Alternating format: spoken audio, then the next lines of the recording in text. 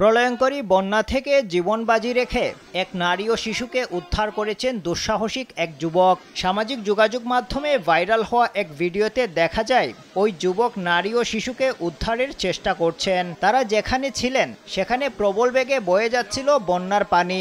পরিস্থিতি এতটাই খারাপ ছিল যে যদি পা একটু ফসকে তাহলে নিশ্চিত মৃত্যু।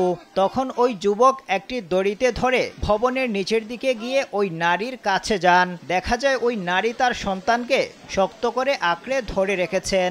নারী ও শিশুকে দড়ির মাধ্যমে উপরের দিকে টেনে নেওয়া হয়। ঘটনাটি ঘটেছে ইয়েমেনে। গালফ নিউজ জানিয়েছে, গত কয়েকদিন ধরে ইয়েমেনে ব্যাপক বৃষ্টিপাত হয়েছে। স্যান্ডেলিনা সো, রূপচর্চায় আভিজাত্য। এতে বন্যা ও জলাবদ্ধতা দেখা দিয়েছে দেশটিতে। বৃষ্টির পানিতে সৃষ্ট এই বন্যায় অনেক মানুষ হতাহত হয়েছেন। জাতিসংঘের মানবিক বিষয়ক সংস্থা OCHA জানিয়েছে, ইয়েমেনে বৃষ্টি ও বন্যায় কয়েক ডজন মানুষের মৃত্যু হয়েছে। জাতিসংঘের আরেক সহযোগী সংস্থা ইউনিসেফ জানিয়েছে, ইয়েমেনে চলতি মাসের শুরুতে দেখা দেওয়া এই বন্যায় এখন পর্যন্ত 1,80,000 মানুষ ক্ষতিগ্রস্ত হয়েছেন।